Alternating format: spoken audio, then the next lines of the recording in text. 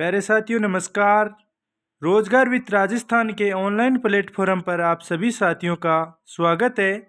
राजस्थान चतुर्थ श्रेणी एग्जाम की तैयारी कर रहे साथियों के लिए ये क्लास काफ़ी महत्वपूर्ण है। अगर आप भी कर रहे हैं फोर्थ ग्रेड की तैयारी तो ये क्लास आपके लिए बहुत इंपॉर्टेंट साबित होगी साथियों। इसके अंदर आपको एग्जाम में छपने वाले हूबहू प्रश्न देखने को मिलेंगे, तो क्लास को मिस मत करना। और अंत में आपको बताना है कि आपके 30 में से कितने क्वेश्चन सही हो रहे हैं। अगर आपके 20 प्लस क्वेश्चन सही हो रहे हैं तो साथियों आपकी तैयारी अच्छी है। और अब आपके पास ज़्यादा समय नहीं रहा, अब आपके पास 100 दिन ही रहे हैं एग्जाम के लिए। तो साथियों अब थोड़े दिन के लिए है ना अपनी तैयारी को बढ़ा दो। अगर आप 6 घंटे दे रहे हो तो 8 घंटे देने लग जाओ। अब की बार हमें सिलेक्शन ज़रूर लेना है साथियों। अब की बार हमें है ना हर बार जिस तरह हम हार मान जाते हैं ना कि हमारा है ना रिजल्ट में नंबर नहीं आता, अब की बार हमें है ना उस पीढ़ी में हमारा भी रोल नंबर लाना है साथियों। और इसे है ना लाने के लिए आपको मेहनत तो करनी होगी साथियों। तो मेहनत करने के लिए आगे बढ़िए। हमारे पास अब 100 दिन ही बचे हैं।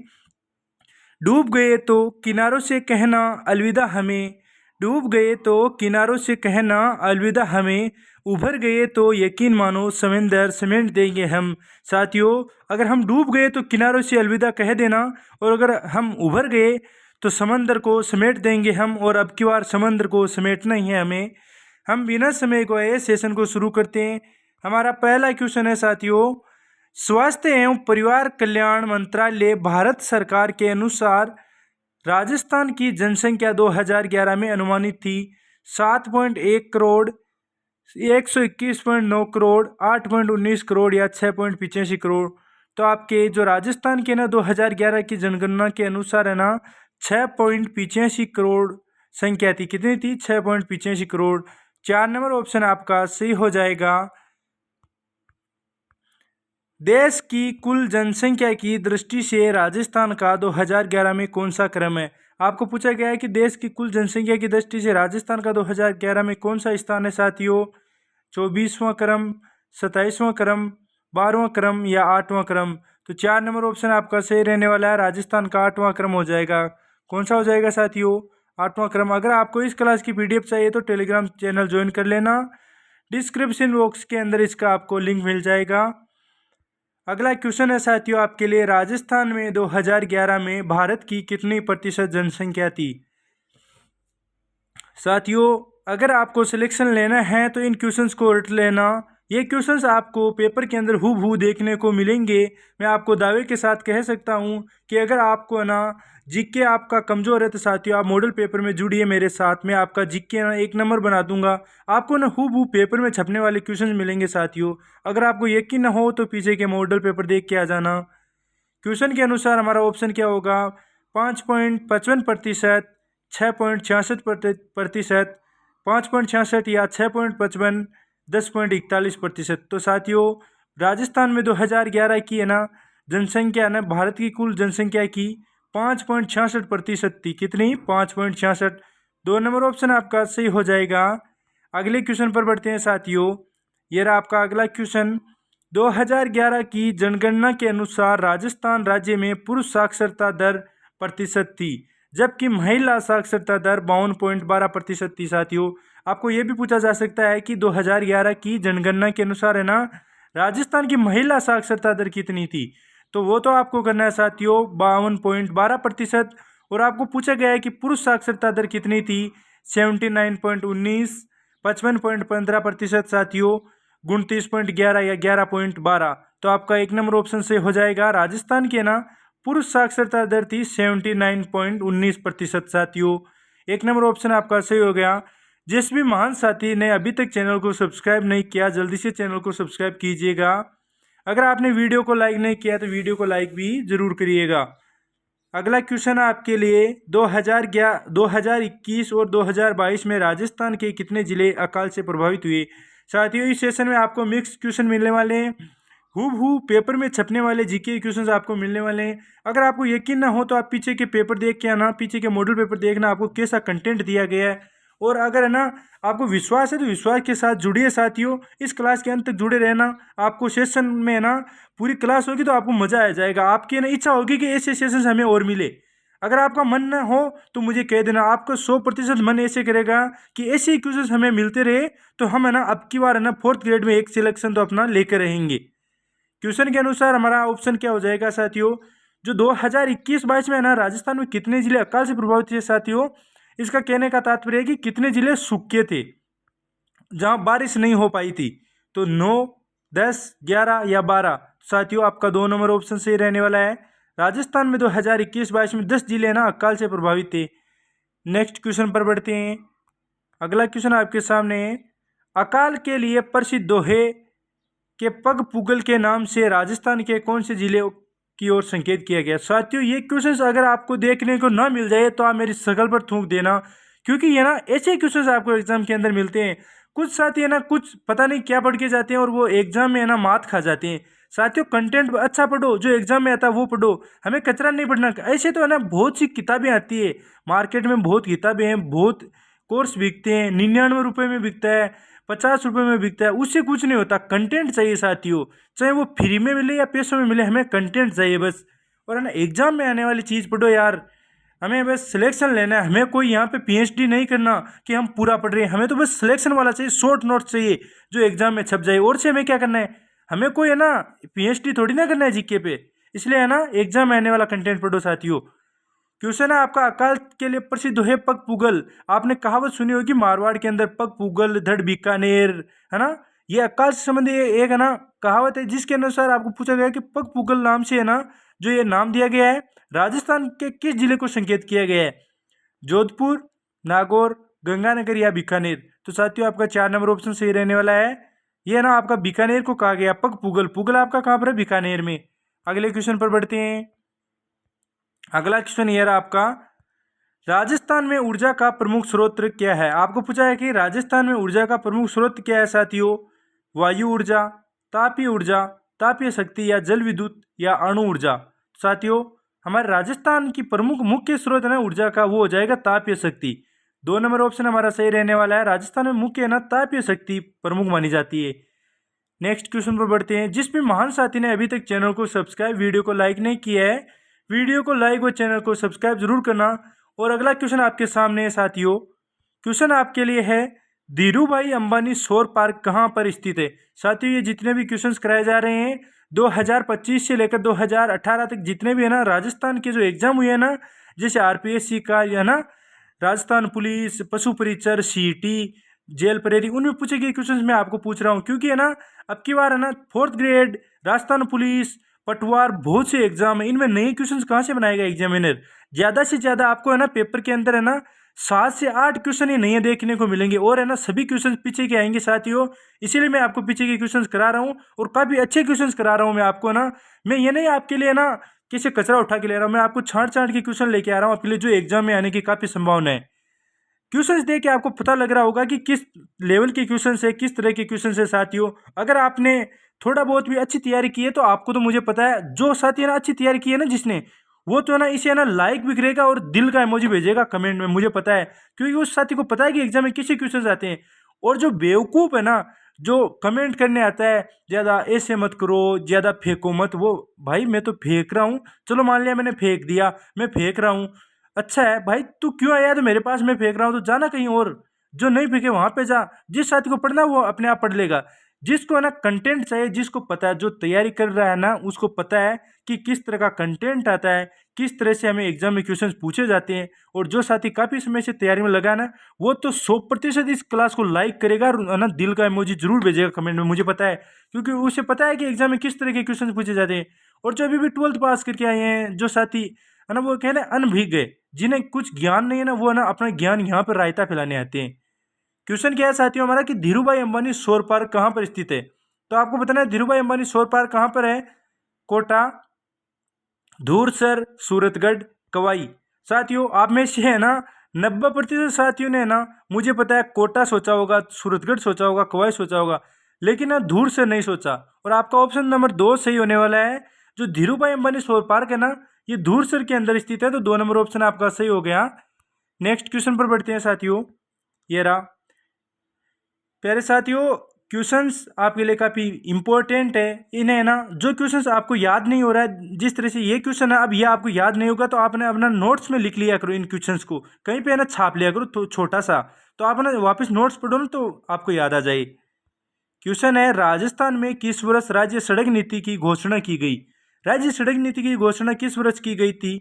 1949, 1994, 1998 या 2001? तो साथियों, हमारे राजस्थान में है ना राज्य की सड़क नीति है ना 1994 के अंदर है ना घोषित की गई थी। 2 नंबर ऑप्शन आपका सही रहने वाला है। अगले क्वेश्चन पर बढ़ते हैं। यह आपका अगला क्वेश्चन, निम्नलिखित में से कौन सा राष्ट्रीय राजमार्ग राजस्थान से सॉरी साथियों, निम्नलिखित में से कौन सा राष्ट्रीय राजमार्ग राजस्थान से होकर गुजरता है? इनमें से कौन सा राष्ट्रीय राजमार्ग है जो राजस्थान से होकर गुजरता है? NH2, NH3, NH4 या NH5? तो साथियों, आपका 2 नंबर ऑप्शन सही हो जाएगा। जो NH3 है ना, ये राजस्थान से होकर गुजरता है। नेक्स्ट क्वेश्चन पर बढ़ते हैं। साथियों, अगर आपने अभी तक है ना, ये है ना जो हमारे जो highway, mega highway NH11, NH27, NH3, ये है ना, एक बार इन्हें पढ़ लेना सबको। इनमें से ना आपको हूबहू है ना 2 क्वेश्चंस तो देखने को जरूर मिल जाएंगे, मैं आपको गारंटी देता हूँ। मैं ना आपको इन मॉडल पेपर में इनके सब क्वेश्चन करा दूंगा, वैसे तो सभी क्वेश्चन करा दूंगा, लेकिन फिर भी आपको ऐसे है ना हो ना मन में, तो मैं आपको बता देता हूँ, हिंट दे देता हूँ। इस है ना इस टॉपिक से आपको 1 या 2 क्वेश्चन देखने को मिलेंगे, तो है ना ये टॉपिक जरूर कवर कर लेना। एक है ना जनसंख्या, है ना जनसंख्या से प्रत्येक एग्जाम में है ना 1 से 2 क्वेश्चन पूछे जाते हैं। तो जो हमारे राजस्थान की जनसंख्या है वह जनगणना है ना, जनगणना को पूरी पढ़ लेना साथियों। अगले क्वेश्चन पर बढ़ते हैं। क्वेश्चन आपके लिए, रातानाडा हवाई अड्डा कहाँ स्थित है? रातानाडा हवाई अड्डा कहाँ पर है साथियों? जयपुर, उदयपुर, जोधपुर या बीकानेर? तो आपका 3 नंबर ऑप्शन से हो जाएगा। जो आपका रातानाडा है ना वो जोधपुर के अंदर है। रतलाई कहाँ पर आपका, ये आपको कमेंट बॉक्स में बताना है। डबोक हवाई अड्डा, डबोक कहाँ पर है? उदयपुर में साथियों, उदयपुर। सांगानेर कहाँ पर है? जयपुर में। नेक्स्ट क्वेश्चन पर बढ़ते हैं। यार आपका नेक्स्ट क्वेश्चन काफी प्यारा क्वेश्चन है। जिला न्यायाधीश नियुक्त किए जाते हैं। जिला न्यायाधीश ना साथियों, ये किसके द्वारा नियुक्त किए जाते हैं? मुख्यमंत्री के द्वारा, राज्यपाल द्वारा, राष्ट्रपति द्वारा या भारत के मुख्य न्यायाधीश द्वारा? तो आपको बताना है जिला न्यायाधीश की नियुक्ति किसके द्वारा की जाती है साथियों? जिला न्यायाधीश की नियुक्ति की जाती है राज्यपाल के द्वारा। 2 नंबर ऑप्शन आपका सही हो जाएगा। अगले क्वेश्चन पर बढ़ते हैं। अगला क्वेश्चन है, उच्च न्यायालय किस अनुच्छेद के तहत रीट जारी कर सकता है? आपको पूछा गया है कि राजस्थान का जो उच्च न्यायालय है ना, राजस्थान का नहीं कोई सा भी उच्च न्यायालय, वो रीट जारी करता है। किस अनुच्छेद के तहत रीट जारी कर सकता है साथियों? 220, 221, 213 या 226? तो आपका 3 नंबर ऑप्शन से हो जाएगा। उच्च न्यायालय है ना 213 के तहत है ना रीट जारी कर सकता है साथियों, 213 के अनुसार। और जो सर्वोच्च न्यायालय है ना, उच्च न्यायालय तो होगा HC, और जो SC है ना आपका सुप्रीम कोर्ट, ये है ना किस अनुच्छेद के तहत रीट जारी कर सकता है? 126 के तहत। किसके? 126 के तहत नहीं, 126 नहीं, 32 के तहत साथियों, सॉरी 32 के तहत आपका जो सुप्रीम कोर्ट है ना ये रीट जारी कर सकता है अनुच्छेद 32 के तहत। और जो आपका उच्च न्यायालय है वह 213 के तहत। नेक्स्ट क्वेश्चन पर बढ़ते हैं। राजस्थान की प्रथम महिला मुख्य सचिव कौन थी? काफी प्यारा क्वेश्चन है कि राजस्थान की प्रथम महिला मुख्य सचिव कौन थी? श्रीमती कृष्णा भटनागर, श्रीमती मीनाक्षी हुजा, श्रीमती अलका काला, श्रीमती कुशल सिंह? तो आपका 4 नंबर ऑप्शन सही रहने वाला है। जो श्रीमती कुशल सिंह है ना, यह राजस्थान की प्रथम महिला मुख्य सचिव थी। इनका नाम देखकर ऐसे लगता है जैसे व्यक्ति है ये, है ना। मैं भी कंफ्यूज हुआ था पहली बार जब पढ़ा था। नेक्स्ट क्वेश्चन पर बढ़ते हैं। नेक्स्ट क्वेश्चन आपके सामने, निम्नलिखित में से किस स्थल से उत्खनन में अग्नि वेदिकाएं मिली थी?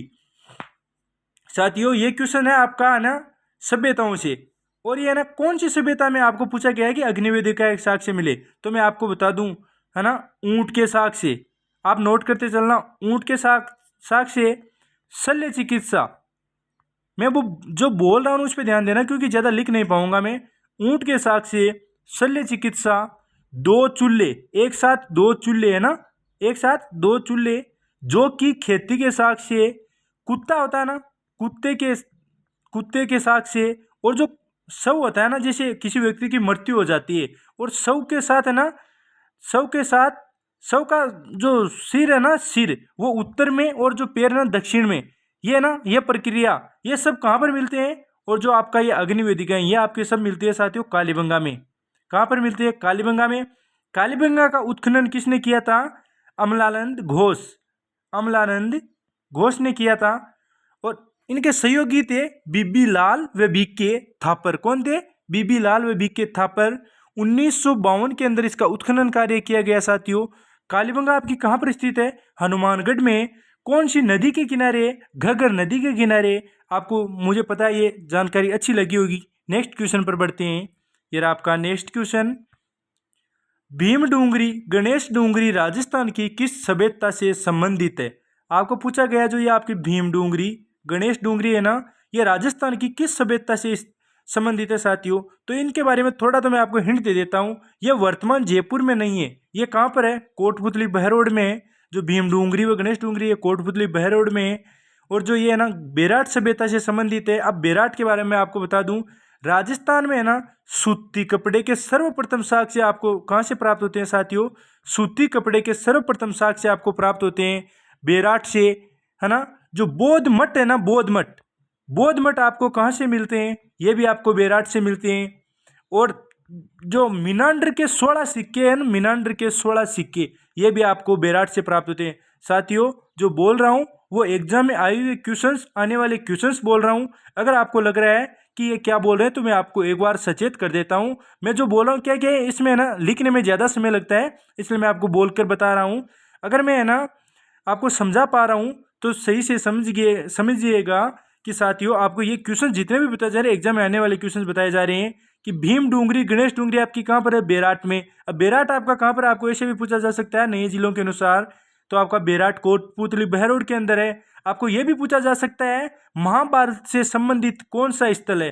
तो बेराट है ना ये महाभारत है ना, महाभारत से संबंधित है। यहाँ पर है ना को वो पांडवों ने ना अज्ञातवास बिता रहा था, यहाँ पर ना समय बिताया था यहाँ पर। नेक्स्ट क्वेश्चन में बढ़ते हैं। अशोक का ना भाब्रू शिलालेख भी हमें बेराट से प्राप्त होता है। बेराट की खोज किसने की थी साथियों? राखलदास। किसने की थी? राखलदास बनर्जी नहीं, दयाराम साहनी ने। दयाराम साहनी ने। दयाराम साहनी। साथियों ये मत सोचना कि हमें इस क्वेश्चन में ये बता रहा है। मैं आपको एग्जाम से संबंधित है ना, एग्जाम में आने वाले क्वेश्चंस बता रहा हूँ साथियों। अगर आपको ये जानकारी अच्छी नहीं लगे तो आप कमेंट में बता देना, आप अपनी राय दे देना कि हमें ये ना ये जो आप है ना क्वेश्चंस के अलावा जो बताते हो ना ये नहीं बताया करो, तो मैं ना बताना बंद कर दूंगा। मैं तो सोचता हूँ कि ना एक क्वेश्चन के साथ है ना काफ़ी क्वेश्चंस आपके क्लियर कर दिए जाए, इसीलिए मैं बताता हूँ साथियों। और मेरा कोई ज़्यादा बोलने से मेरा कोई ताल्लुक नहीं है, मैं ना अपने मुँह को ये नहीं कि ज़्यादा बोलता ही रहूँ, आप कहोगे मैं वो कर लूँगा। नेक्स्ट क्वेश्चन है आपके लिए। ऐतिहासिक स्थल जाबालीपुर की आधुनिक पहचान है? जालोर, सिरोही, नागौर, जैसलमेर। साथियों नागौर है आपको, इस नागौर को कहा जाता था अहिछत्रपुर। क्या कहा जाता था? अहिछत्रपुर। सिरोही को शरणवाही क्या कहा जाता था? शरणवाही। सिरोही की स्थापना किसने की थी? सहसमल ने। जैसलमेर को क्या कहा जाता था? मांड। मांड या वल प्रदेश। आपके ये क्वेश्चंस क्लियर हुए होंगे मेरे हिसाब से। और जो आपका जालोर है ना इसे जाबालीपुर कहा जाता था। आपका 1 नंबर ऑप्शन सही हो जाएगा। अगले क्वेश्चन पर बढ़ते हैं साथियों।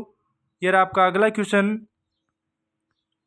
काफी प्यारा क्वेश्चन है कि आलमशाही मुगलिया सिक्का राजस्थान में कहाँ प्रचलित था? आपको पूछा गया जो आलमशाही मुगलिया सिक्का था ना यह राजस्थान की कौन सी रियासत में प्रचलित था? जयपुर, बीकानेर, अलवर, भरतपुर। मुझे पता है काफ़ी साथियों का ना मन इस क्वेश्चन पर हुआ, इस ऑप्शन पर हुआ होगा, लेकिन ये आपका गलत है साथियों। जो आपका आलमशाही मुगलिया सिक्का है ना ये हमारे बीकानेर रियासत का प्रचलित था, तो 2 नंबर ऑप्शन आपका सही हो जाएगा। नेक्स्ट क्वेश्चन पर बढ़ते हैं साथियों। जिस भी महान साथी ने अभी तक चैनल को सब्सक्राइब व वीडियो को लाइक नहीं किया है वह जल्दी से जाकर वीडियो को लाइक व चैनल को सब्सक्राइब जरूर करना। आपके वीडियो के लाइक व चैनल को सब्सक्राइब करने से ना साथियों आपका कुछ नहीं जाता, और वीडियो को लाइक करने से मुझे कोई पैसे नहीं मिलने वाले, लेकिन ये क्लास उस साथी तक पहुंच सकती है जो साथी इसके लिए ना इसकी ज़रूरत में, जिसको इसकी ज़रूरत है साथियों। जो साथी इन सेशंस को ना पढ़ने के इच्छुक है, जिनको इनकी ज़रूरत पड़ती है कि हमें यूट्यूब पर ऐसा कंटेंट मिले जिससे हमें पैसे भी ना देने पड़े और हमें ना एग्जाम ओरिएंटेड कंटेंट मिल सके। क्वेश्चन आपके लिए, मत्स्य जनपद की राजधानी थी। आपको पूछा गया है कि मत्स्य जनपद की राजधानी कौन सी थी?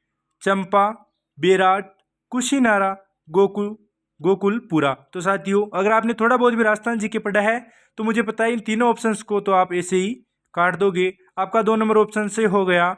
जो मत्स्य जनपद है ना, इस मत्स्य जनपद की राजधानी थी बेराट। और मत्स्य जनपद में कौन से जिले आते हैं? अलवर व भरतपुर आते हैं आपके। नेक्स्ट क्वेश्चन के साथ बढ़ते हैं साथियों।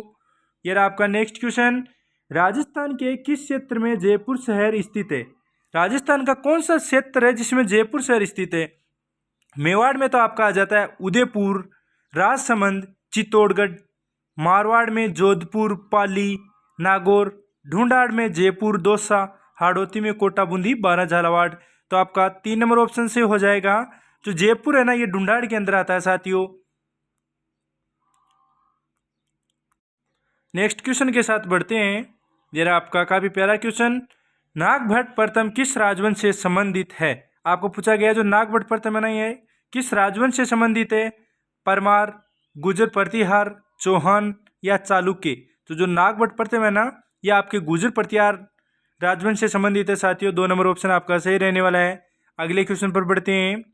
जरा आपका अगला क्वेश्चन, निम्न में से कौन शाही प्रतिहार सम्राट महेंद्रपाल प्रथम का गुरु था? आपको पूछा गया जो शाही प्रतिहार सम्राट महेंद्रपाल थे ना, उनका गुरु कौन था? चंद्रप्रभ, धनपाल, राजशेखर या फिरदौसी। तो साथियों 3 नंबर ऑप्शन आपका सही हो जाएगा। जो आपका राजशेखर है ना, ये महेंद्रपाल व महिपाल और महेंद्रपाल, इनका गुरु कौन था? राजशेखर। अगले क्वेश्चन पर बढ़ते हैं। चौहान राजवंश के संस्थापक शासक है। आपको पूछा गया है कि चौहान राजवंश के संस्थापक शासक कौन है साथियों?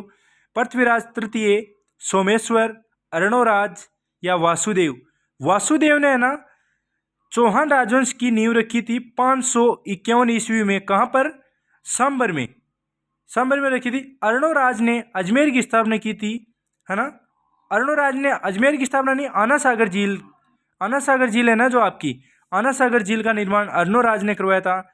सोमेश्वर जो आपका वह सोमेश्वर है ना, पृथ्वीराज तृतीय का पिता, जिन्हें जानते हो आप, सोमेश्वर के समय है ना बिजोलिया शिलालेख लिखा गया था।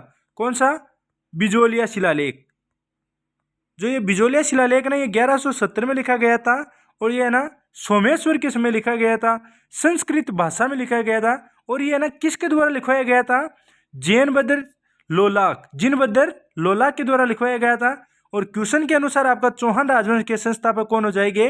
वासुदेव। तो आपका 4 नंबर ऑप्शन सही हो गया।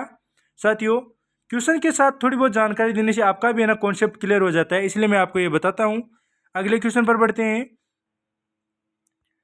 कान्हड़ देव कहाँ का शासक था? मेवाड़, रणथंबोर, जालोर या सांबर। तो साथियों जो आपका कान्हड़ देव है ना, कान्हड़ देव व वीरम देव, आपने वो कहानी तो सुनी होगी फिरोजा वाली। जो है ना कान्हड़ देव का पुत्र ही था वीरम देव। फिरोजा का है ना, फिरोजा किसकी बेटी थी? एके की, है ना। उसका प्रेम प्रसंग था किसके साथ? वीरम देव के साथ। इसीलिए इनके युद्ध हुआ था 1311 में। कहाँ का साका हुआ था? जालोर का साका था। और कान्हड़ देव कहाँ का शासक था? जालोर का शासक था। 3 नंबर ऑप्शन आपका सही हो जाएगा। जो है ना ये जालोर का साका 1311 में हुआ था ना। ये है ना कान्हड़ देव के पुत्र वीरम देव है ना, उसके कारण ही हुआ था। जो एके की पुत्री थी ना फिरोजा, वो है ना वीरम देव से शादी करना चाहती थी। और जो वीरम देव है ना, उसने कहा था कि मैं इसे शादी नहीं करूंगा। नेक्स्ट क्वेश्चन पर बढ़ते हैं। क्वेश्चन आपके लिए, गुहिल वंश का पहला शासक कौन था? अमर सिंह, बप्पा रावल, राणा हमीर या क्षेत्र सिंह या सेम सिंह। तो साथियों गुहिल वंश का पहला शासक है ना आपका बप्पा रावल हो जाएगा। 2 नंबर ऑप्शन आपका सही रहने वाला है। और जो है ना मेवाड़ के गुहिल राजवंश का या मेवाड़ के सिसोदिया राजवंश का ना, सिसोदिया राजवंश का संस्थापक कौन था? आपका राणा हमीर। कौन था? राणा हमीर। नेक्स्ट क्वेश्चन के साथ बढ़ते हैं। ये आपका नेक्स्ट क्वेश्चन, चित्तौड़ का राणा रतन सिंह किस वंश का था? जो ये चित्तौड़ का राणा रतन सिंह था ना, ये गुहिल वंश का अंतिम शासक था। इसके है ना, इसकी मृत्यु के बाद है ना सिसोदिया वंश आया, और सिसोदिया वंश की नींव किसने रखी? राणा हमीर ने रखी। उसे ना राणा हमीर को विषम घाटी पंचानन भी कहा जाता है। क्या कहा जाता है? विषम घाटी पंचानन कहा जाता है। जो ये रतन सिंह है ना, ये गुहिल वंश का अंतिम शासक था। 3 नंबर ऑप्शन आपका सही रहने वाला है। गुहिल वंश का अंतिम शासक कौन था? राणा रतन सिंह। 1303 में शाखा हुआ था, जिसमें इन्होंने केसरिया किया था। नेक्स्ट क्वेश्चन, जयपुर शहर की स्थापना कब हुई? आपको पूछा गया है कि जयपुर शहर की स्थापना कब हुई थी? 1714, 1734, 1727 या 1868। तो जयपुर की स्थापना हुई थी 18 नवंबर 1727 को। विद्याधर भट्टाचार्य, वह ना कौन थे? विद्याधर भट्टाचार्य ने इसकी वो नक्शा तैयार किया था।